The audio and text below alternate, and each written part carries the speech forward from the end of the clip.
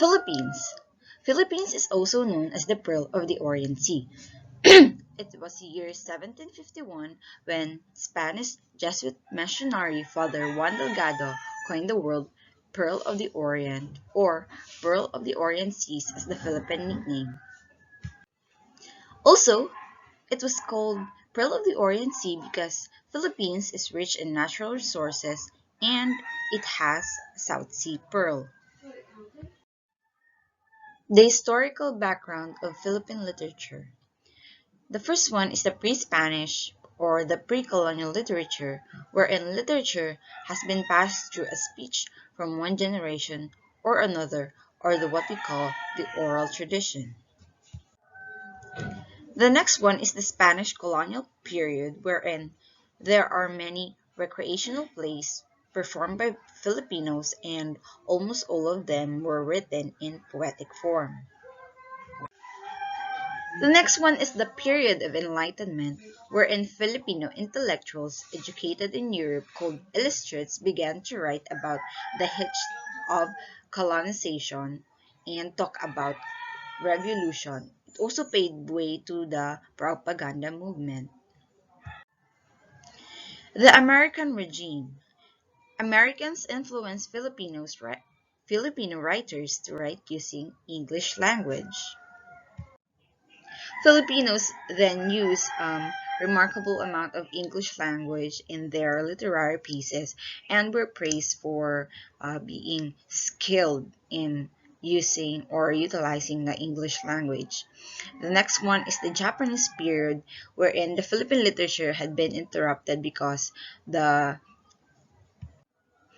Japanese people limited the Filipinos to what they can only publish to the people. So they were not allowed to write everything.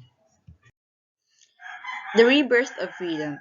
It happened when the American returned, and for the first time in years, books were published both in Filipino and English. The common themes which were discussed in the books were talking about Japanese brutalities and the brave exploits of the guerrilla,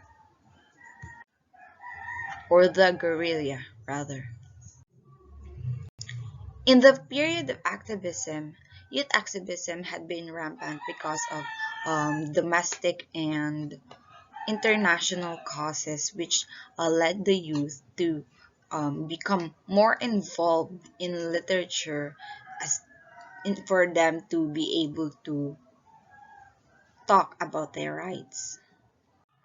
The period of New Society happened, and it was the first time that the Carlos Palanca Award had been given to the deserving literary artist, Filipino artist.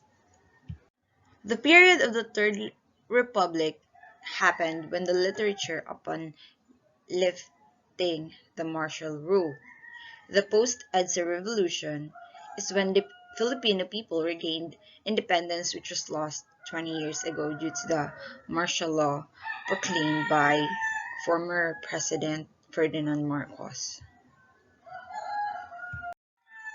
Zacharias Eugene Francisco Quino, or also known as Francisco Arceliana, is a writer, poet, essayist, critic, journalist, and a teacher. He is a national artist for literature and regarded as one of the most significant forefathers of modern Filipino short story written in English. Being a national artist, um, Arceliana had been able to write a lot of literary pieces, but some of the most significant stories written by him includes The Man Who Would Be Poe, Death in a Factory, Lena, A Clown Remembers, Divided by Two, and The Mats. The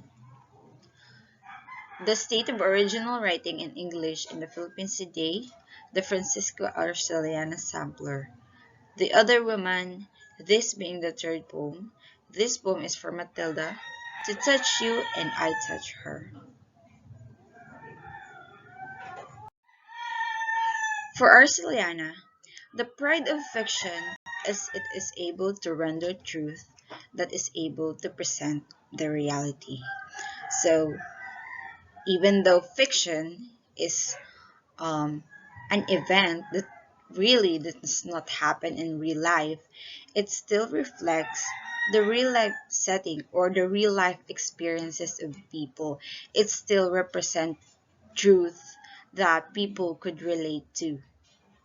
And Arceliana believed that it is such power of fiction that it can able to represent the reality of life, even though they are purely fictional or just made out of the writer's mind. My chosen literary material is the Maths. The Maths. The setting. The story of the Mats happened in the Angeles house late in the afternoon of 1950s, where it started when the father, Mr. Angeles, sent his family a letter talking about the Mats. The important characters are Mr. Angeles, the father in the family, Nana Emilia or Meling, the mother, Marcelina, Jose, Antonia, Juan, Jesus, the living children of Mr. and Mrs. Angeles. Josefina, Victoria, and Concepcion are the dead ones. The theme of the Mats is that that is a very hard thing to accept, but we must learn how to move on while we still carry their precious memories that they left with us. The significant human experience is that people who have been gone ahead of us should always be remembered for the values and memories they left us. So even though our loved ones already have passed away or have died, we must always remember them, honor their memories and the values that they left with us. We must always remember that sometimes in our lives they have contributed something good and gave us something we um that they gave us something we can cherish forever. Although in the story of the Mats, we've learned that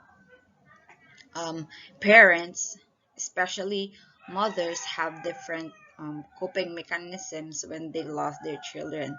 We must learn to understand that even though Nana Emilia really wanted to forget um, the death of her children, she does not want to forget them.